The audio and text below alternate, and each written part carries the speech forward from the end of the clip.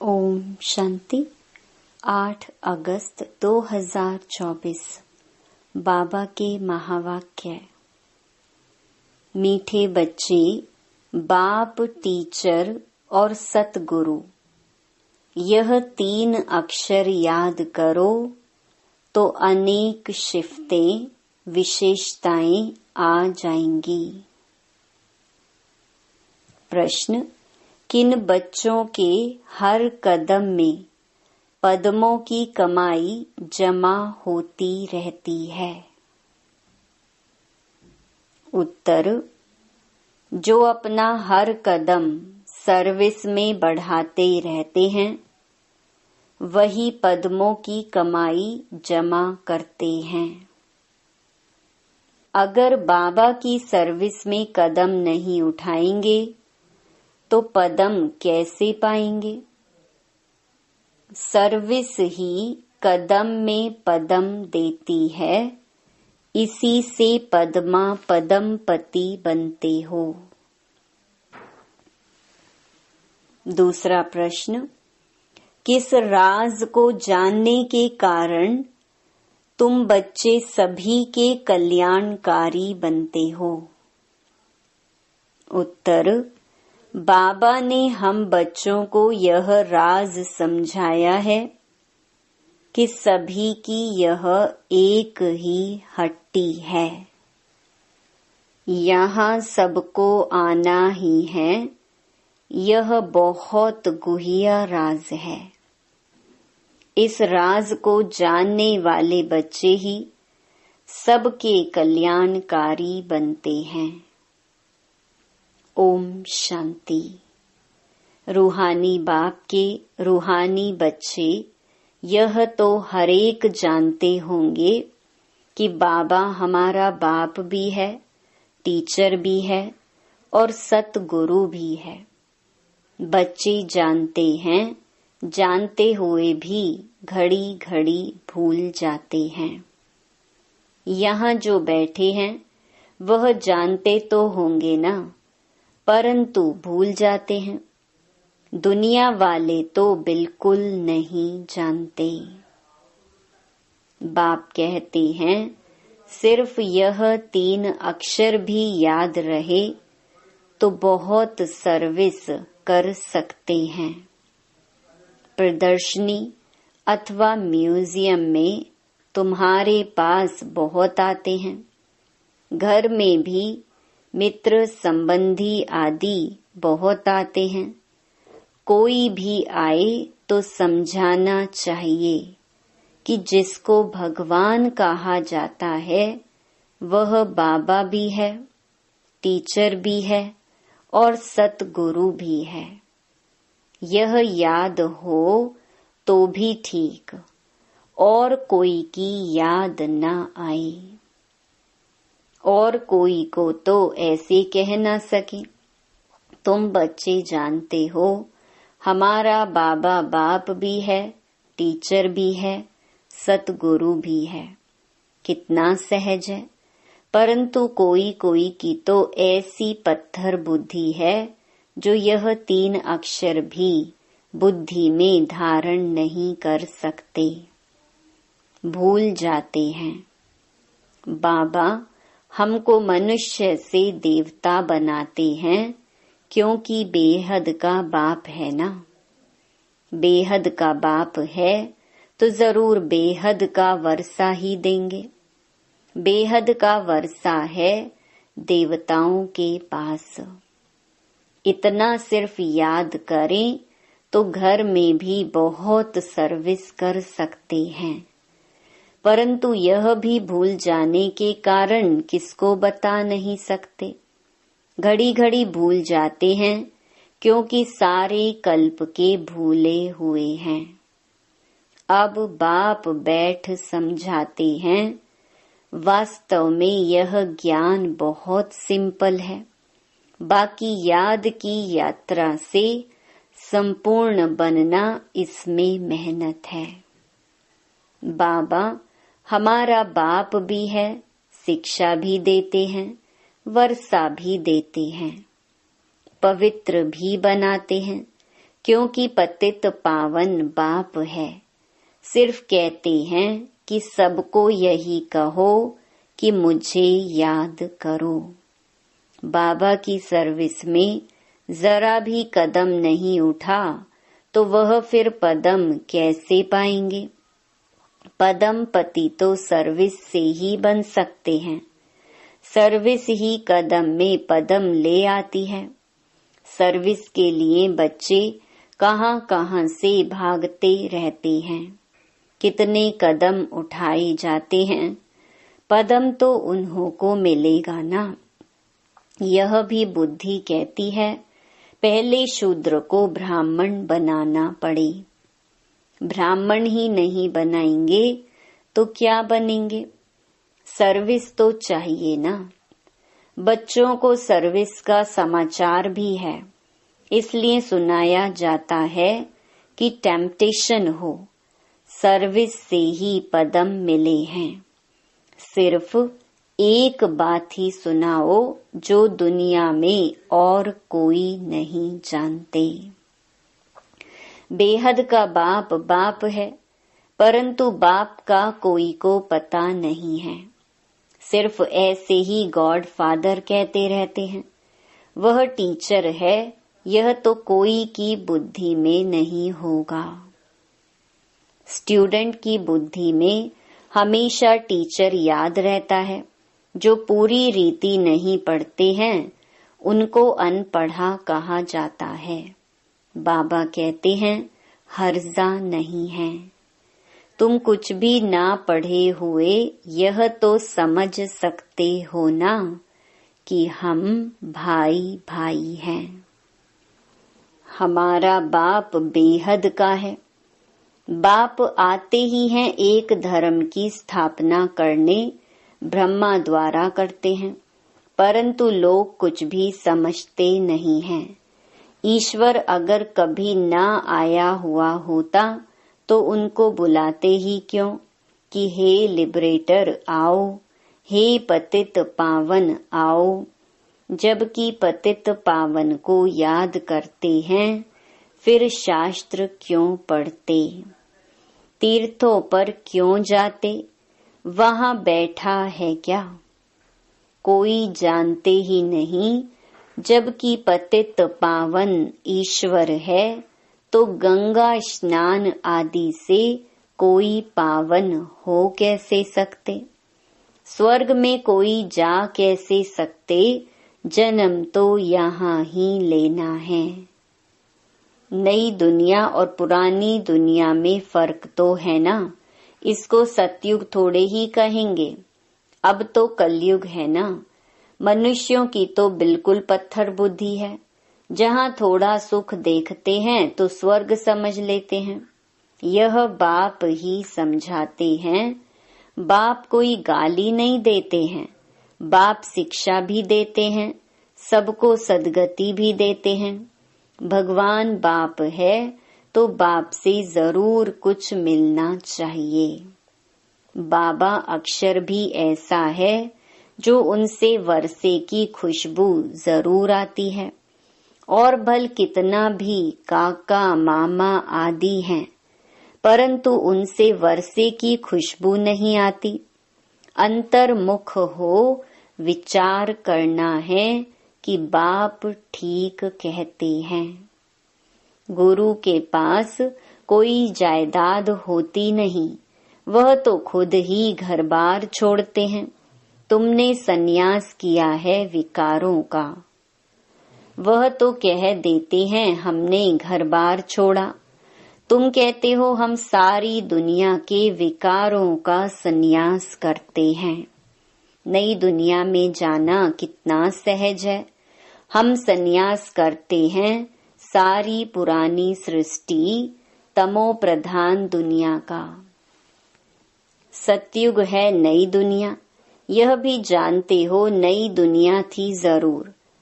सब गाते हैं स्वर्ग कहा ही जाता है नई दुनिया को, परंतु वो लोग सिर्फ कहने मात्र कह देते हैं, समझ कुछ नहीं।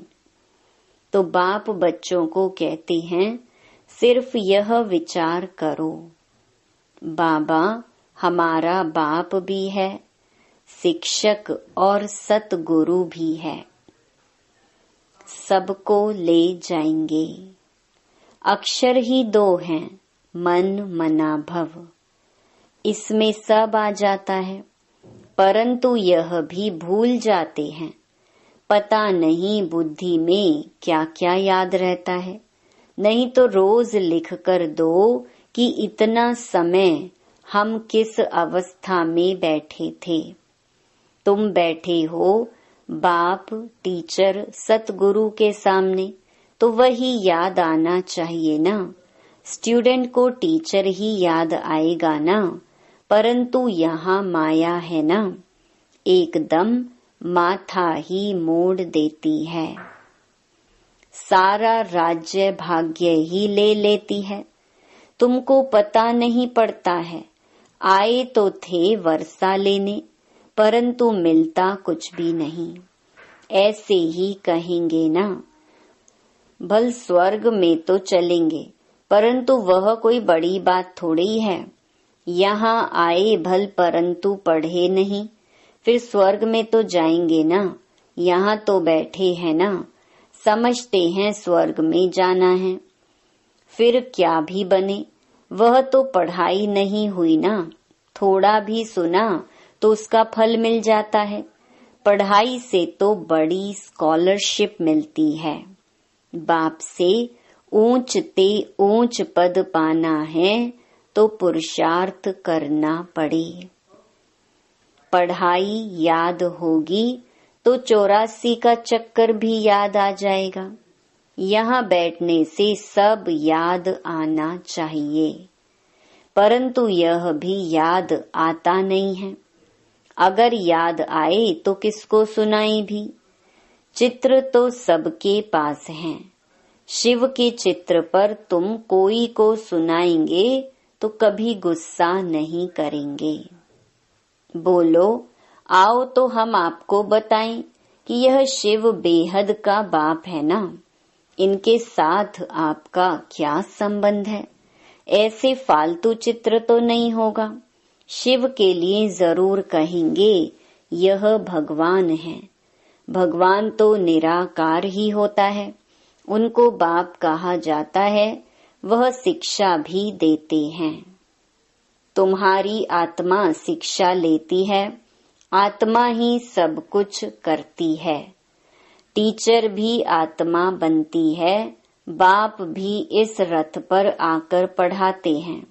सतयुग की स्थापना करते हैं, वहाँ कलयुग का नाम निशान ही नहीं। मनुष्य कहाँ से आएंगे। सर्विसेबल बच्चों को सारा दिन ख्याल चलते रहते हैं। सर्विस नहीं करते तो समझा जाता है बुद्धि नहीं चलती, जैसे बुद्धू बैठे हैं। बाप को समझ नहीं सकते। पतित पावन बाप को याद करने से ही वर्षा मिलेगा। याद करते करते मरेंगे तो बाप की सब मिल्कियत मिलेगी। बेहद के बाप की मिल्कियत है स्वर्ग। बच्चों के पास बैज भी हैं।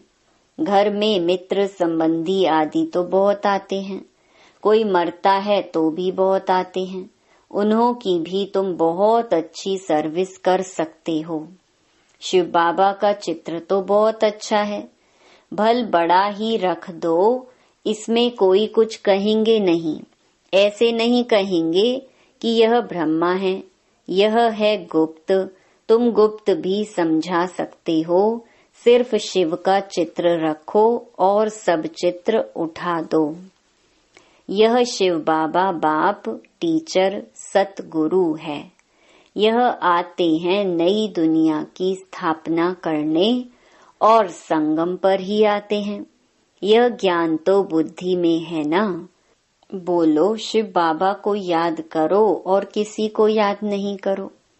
शिव बाबा पतित पावन हैं। वह कहते हैं मुझे याद करो तो तुम मेरे साथ आकर मिलेंगे। तुम गुप्त सर्विस कर सकते हो। वह लक्ष्मी नारायण इस नॉलेज से ही बने हैं। कहेंगे शिव बाबा निराकार है, वह कैसे आते हैं? अरे, तुम्हारी आत्मा भी तो निराकार है, वह कैसे आती है? वह भी ऊपर से आती है ना पाठ बजाने। यह भी बाप आकर समझाते हैं। बैल पर तो आ ना सके, बोलेगा कैसे? साधारण बूढ़े तन में आते हैं, समझाने की भी बड़ी युक्ति चाहिए। कोई कहते तुम भक्ति नहीं करते हो, बोलो हम तो सब कुछ करते हैं, युक्ति से चलना होता है। किसको उठाने लिए सोचना चाहिए, क्या युक्ति रचे। कोई को नाराज भी नहीं करना है। गृहस्थ व्यवहार में रहते सिर्फ पवित्र रहना है। तुम कहते हो बाबा सर्विस नहीं मिलती है। अरे, सर्विस तो बहुत कर सकते हो। गंगा जी पर जाकर बैठ जाओ, बोलो यह पानी में स्नान करने से क्या होगा, क्या पावन बन जाएंगे। तुम तो भगवान को कहते हो हे पतित पावन आओ, आकर पावन बनाओ। फिर वह पतित पावन है या यह? ऐसी नदियां तो ढेर हैं, बाप पतित पावन तो एक ही है। यह पानी की नदियां तो सदैव हैं ही।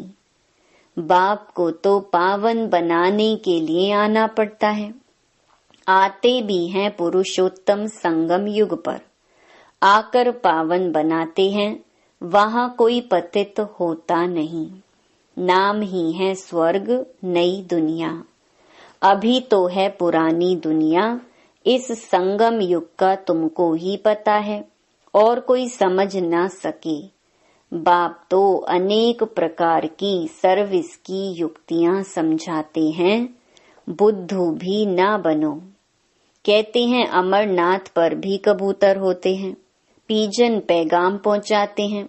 ऐसे नहीं, परमात्मा का पैगाम ऊपर से कबूतर लाएंगे, यह भी सिखलाते हैं। उनके पांव में लिखकर बांधेंगे तो ले जाएगा।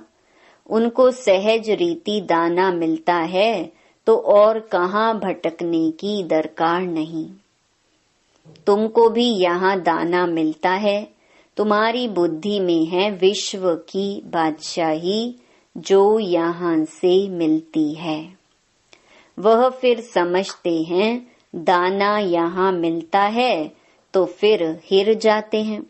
तुम तो चैतन्य हो, तुमको अविनाशी ज्ञान रत्नों का दाना मिलता है।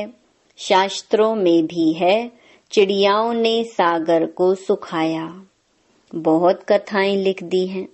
मनुष्य कहेंगे सत।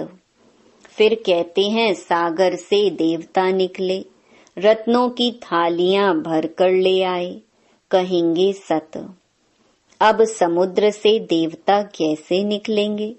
समुद्र में मनुष्य व देवता रहते हैं क्या? कुछ भी समझते नहीं।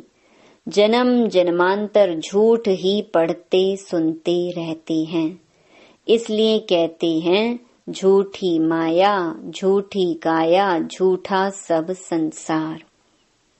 सच्चे और झूठे संसार में कितना रात दिन का फर्क है। झूठ बोलते बोलते इंसॉल्वेंट बन पड़ते हैं। तुम कितना युक्ति से समझाते हो, फिर भी कोर्टों में कोई को ही बुद्धि में बैठता है।